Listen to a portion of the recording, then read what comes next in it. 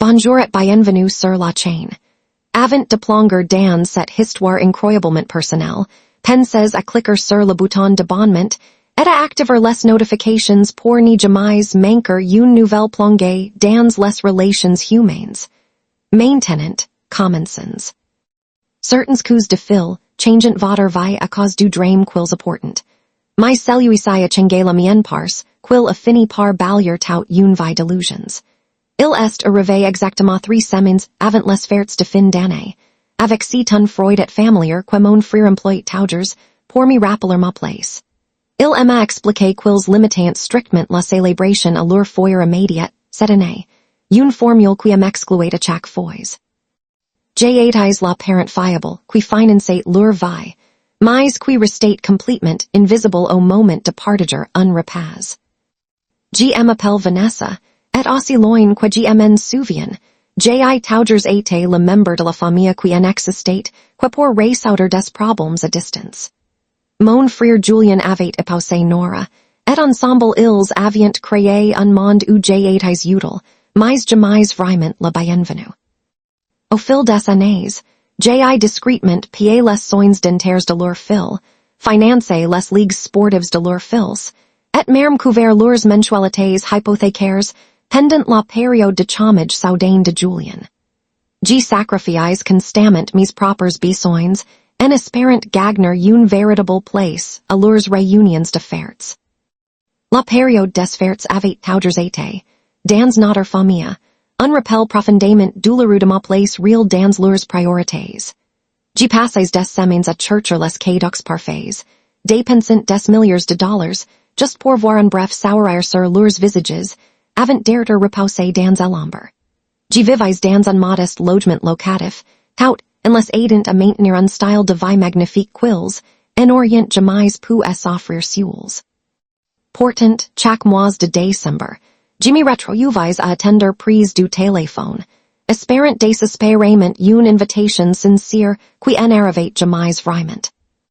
La conversation a pris un tournant plus douloureux quand Julian a mentionné que nos parents assisteraient tout de même à leur rassemblement exclusif, révélant ainsi le mensonge sur le fait de garder les choses petites.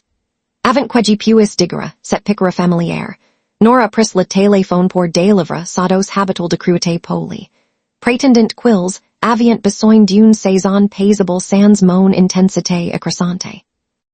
Je n'avais jamais parlé durement à leurs enfants ni causé la moindre scène. Pourtant, ma simple présence, en tant que femme célibataire vivant dans un appartement modeste, était traitée comme un fardeau.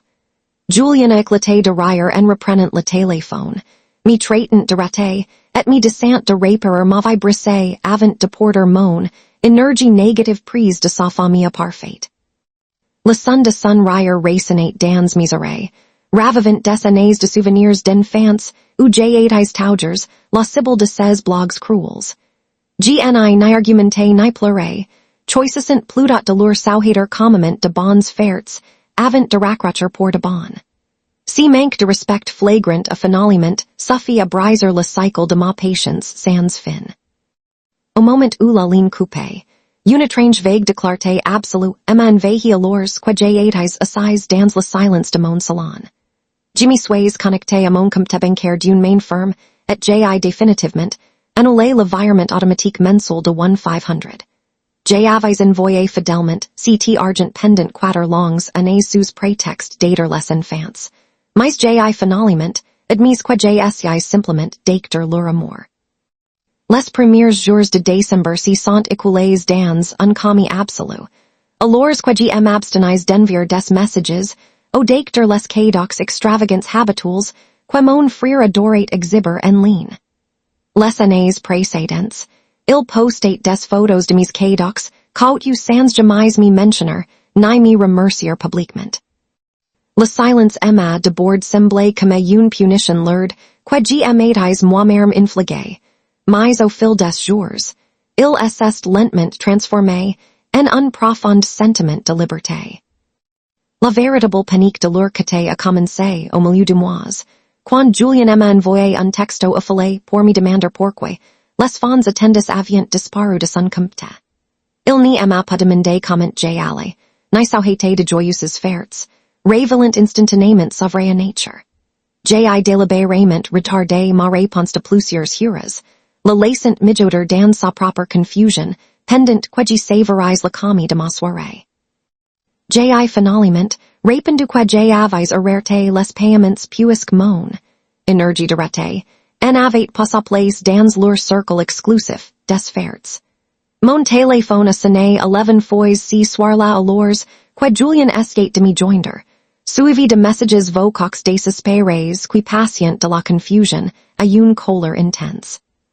Il a argumenté que les enfants avaient des besoins financiers immédiats et que ma décision soudain mettait une pression immense sur le budget de leur foyer, just avant la grande célébration. La semaine suivante, Nora m'a appelé en larmes parce que leur facture d'électricité de était arrivée, et ils en avaient aucun moyen de la couvrir sans mon intervention. Elle a pleuré en expliquant que la maison était glaciale et qu'ils avaient déjà prévu un immense dîner traiteur pour ses parents fortunés. Ji écouté ses sanglots frénétiques sans offrir un seul dollar, lui rappelant que je suivais simplement les limites qu'ils avaient eux-mêmes clairement établies. Elle a frénétiquement tenté d'excuser les paroles blessantes de Julian en prétendant qu'il n'y les pensait pas vraiment, mais je savais qu'il avait voulu dire chaque syllabe. Ma mère m'a appelé le lendemain matin pour me réprimander d'avoir créé un drame inutile et rendu les choses incroyablement difficiles pour tout le monde, just avant les fêtes.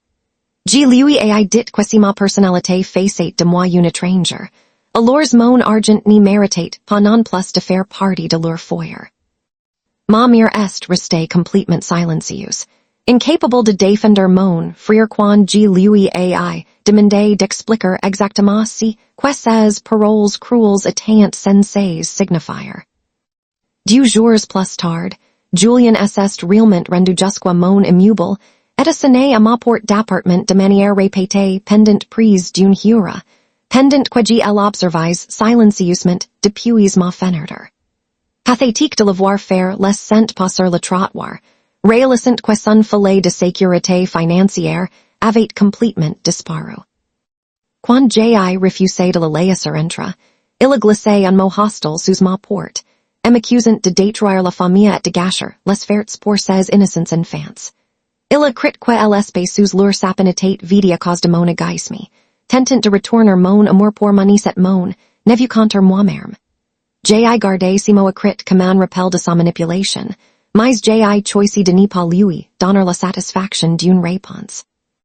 La veille de Noël, j'ai envoyé un dernier message détaillé à Julian et à Nora, listant chaque dollar que je leur avais donné au cours des 4 dernières années.